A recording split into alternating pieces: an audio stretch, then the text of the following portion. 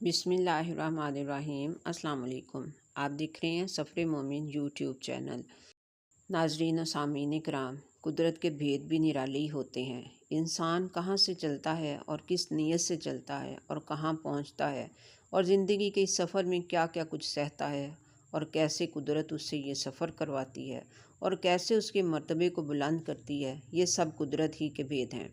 آج میں صحابہ سیریز میں ایک ایسی ہی ہستی کے بارے میں بات کرنے والی ہوں جسے قدرت نے کس بہانے سے گھر سے نکالا اور کیسے اس کے درجات بلند کر کے اعلیٰ مقام عطا فرمایا، اور اس مقام تک پہنچنے کے لیے اس ہستی کو کیا کیا کچھ سہنا پڑا، ان سب پہ بات کروں گی۔ لیکن آگے بڑھنے سے پہلے اپنے چینل پہ کام کرنے کے حوالے سے ایک اہم بات کرنا چاہتی ہوں، تاکہ آپ سمجھ سکیں کہ میں کس طرح سے اپنے چینل پہ کام کرنے کا ارادہ رکھتی ہوں۔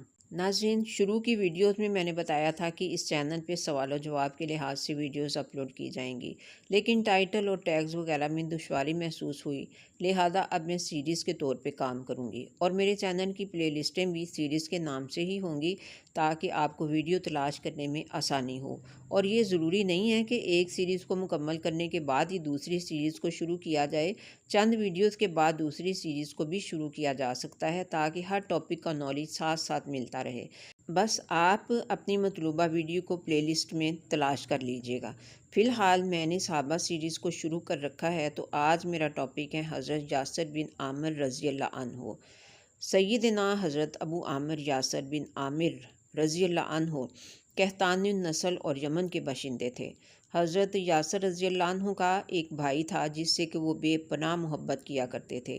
وہ کہیں گم ہو گیا تو انہوں نے اپنے علاقے کا چپا چپا اس کی تلاش میں چھان مارا، لیکن وہ نہ ملا۔ آخر کار وہ اپنے دو بھائیوں مالک اور حارث کو ساتھ لے کر اپنے گم شدہ بھائی کی تلاش میں مکہ پہنچ گئے۔ یہ بعثت نبی صلی اللہ علیہ وآلہ وسلم سے تقریباً 45 برس پہلے کا واقعہ ہے۔ جب ان کا بھائی یہاں بھی نہ ملا تو مالک اور حارث تو مایوس ہو کر اپنے وطن واپس چلے گئے، لیکن یاسر نے بنو مخزوم کے ایک رئیس ابو حذیفہ بن مغیرہ سے حلیفانہ تعلق قائم کر کے تو مکہ ہی میں مستقل سکونت اختیار کر لی۔ ابو حذیفہ نے اپنی ایک نیک بخت لونڈی سمیہ بنت خباز سے یاسر کی شادی کر دی، تو اس کے بطن سے اللہ تعالیٰ نے انہیں 2 فرزند عطا کیے جن کے نام تھے عمار اور عبداللہ۔ یہ سارا کنبہ ابو حذیفہ بن مغیرہ کے ساتھ ہی رہتا تھا۔ ابن سعد کا بیان ہے کہ جب تک ابو حذیفہ زندہ رہا وہ یاسر اور ان کے اہل خاندان کے ساتھ حسن سلوک سے پیش آتا رہا۔ اس کی وفات کے بعد مکہ میں جب رسالت کا سورج طلوع ہوا تو یاسر، سمیہ، عمار اور عبداللہ سب ایمان کی دولت سے سرفراز ہو گئے۔ اس وقت تک ابھی صرف 30-35 افراد نے ہی قبول اسلام کا شرف حاصل کیا تھا۔ تو جوں جوں مسلمانوں کی تعداد میں اضافہ ہوتا جاتا تھا، مشرکین قریش کے قہر و غضب کی آگ بھی اتنی ہی تیز ہوتی جاتی تھی۔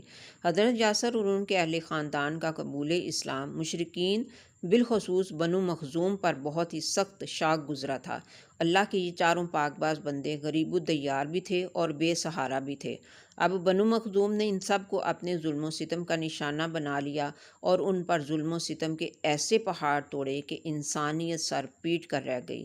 بنو مخزوم کے ظالم اور جابر لوگ ان چاروں مظلوموں پر نت نئے ستم ڈھاتے تھے۔ وہ انہیں لاتوں، گھونسوں اور لکڑیوں سے اتنا پیٹتے کہ وہ بے ہوش ہو جاتے۔ پھر جب وہ ہوش میں آتے تو ان سے پوچھتے کہ محمد صلی اللہ علیہ وآلہ وسلم کے دین کو ترک کرو گے یا نہیں؟ تو وہ چاروں جواب دیتے، محمد رسول اللہ صلی اللہ علیہ وآلہ وسلم پر ہماری 1000 جانیں قربان۔ تو ظالم کبھی انہیں گرم جھلستی ہوئی ریت پر لٹاتے، کبھی لوہے کی زریں پہنا کر دھوپ میں ڈال دیتے، لیکن وہ چاروں نفوس قدسی توحید کے نشے میں کچھ ایسے ہی مخمور ہوئے کہ راہ حق سے ہٹنے کا نام نہ لیتے تھے۔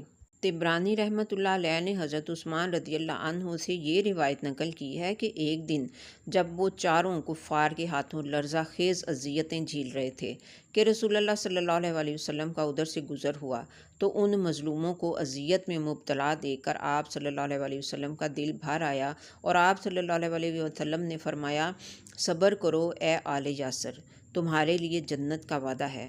امام احمد بن حنبل رحمۃ اللہ علیہ نے اپنی مسند میں حضرت عثمان رضی اللہ عنہ کی یہ روایت نقل کی ہے کہ ایک مرتبہ میں رسول اللہ صلی اللہ علیہ وآلہ وسلم کے ساتھ اس مقام سے گزرا جہاں اس خاندان کو عذاب دیا جا رہا تھا، تو حضور صلی اللہ علیہ وآلہ وسلم نے ان سے فرمایا، صبر کرو، الہی آل یاسر کی مغفرت فرما دے اور تو نے ان کی مغفرت کر ہی دی۔ حضرت سمیہ رضی اللہ عنہ کو ابھی بنو مخزوم نے آزاد نہیں کیا تھا اور وہ ابو جہل عمر بن ہشام مخزومی کی چاکری ہی کیا کرتی تھیں۔ ابو جہل اسلام لانے کے جرم میں انہیں سخت اذیتیں دیتا رہتا تھا۔ ایک دن اس قدر غضبناک ہوا کہ اپنا برچہ حضرت سمیہ رضی اللہ عنہ کو کھینچ مارا۔ وہ اسی وقت زمین پر گر گئیں اور جام شہادت پی کر فردوس برین کو سدھار گئیں۔ پھر ایک دن اس بدبخت نے تیر مار کر حضرت عبداللہ بن یاسر رضی اللہ عنہما کو بھی شہید کر ڈالا۔ اب بوڑھے اور ناتواں بے حد کمزور یاسر رضی اللہ عنہ آخر کب تک یہ لرزہ خیز اذیتیں سہتے؟ جلد ہی وہ بھی اپنے خالق حقیقی کے حضور پہنچ گئے۔ ایک روایت میں ہے کہ کفار نے انہیں بھی برچھی مار کر شہید کیا تھا۔ بعض روایتوں میں ہے کہ حضرت سمیہ رضی اللہ عنہ اور حضرت عبداللہ رضی اللہ عنہ کو حضرت یاسر کی وفات یعنی ان کی شہادت کے بعد شہید کیا گیا تھا۔ صورت واقعہ کچھ بھی ہو، ان تینوں مظلوموں نے اللہ اور اللہ کے رسول صلی اللہ علیہ وسلم کی خاطر اپنی جانیں قربان کر دیں۔ حضرت عمار رضی اللہ عنہ پر بھی مشرکین نے بے پناہ مظالم ڈھائے۔ کبھی انہیں گرم لوہے سے داغا، کبھی انگاروں پر لٹایا، کبھی پانی میں غوطے دیے، لیکن وہ سخت جان تھے، کسی نہ کسی طرح سے بچ گئے اور 91 برس کی عمر پا کر جنگ صفین 36 ہجری میں شہید ہوئے۔ ان کی پشت پر سیاہ لکیریں اور انگاروں سے جلنے کے داغ ساری عمر موجود رہے۔ یہ داغ صرف راہ حق میں مصیبتیں جھیلنے کی یادگار ہی نہیں تھے، بلکہ ان کے لیے پروانہ مغفرت بھی تھے۔ اللہ تعالیٰ ان سے راضی ہو۔ شہادت ہے مطلوب و مقصود مومن، نہ مال غنیمت نہ کشور کشائی۔